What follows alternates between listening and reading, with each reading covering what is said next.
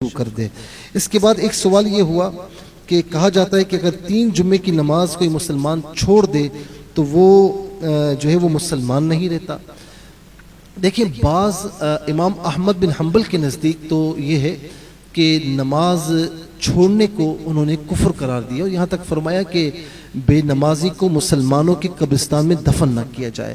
کئی صحابہ اکرام علیہم رضوان کے نزدیک بھی یہ مسئلہ ہے کہ جو نماز جان بوجھ کر چھوڑتا ہے وہ دائرہ اسلام سے خارج ہے۔ یہ نماز کی اہمیت ہے۔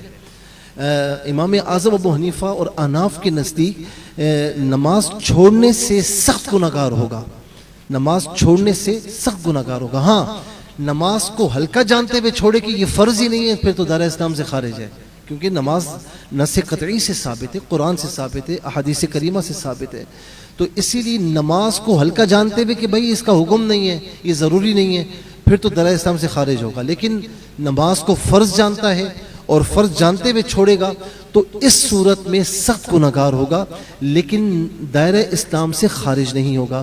اسی طریقے سے جو جمعۃ المبارک کی نماز حدیث پاک میں ہے کہ 3 جمعۃ المبارک تک لگاتار وہ اگر جمعے کی نماز چھوڑتا ہے تو اس سے یعنی اس کی پیشانی پر نفاق لکھ دیا جاتا ہے کہ یہ منافق ہے۔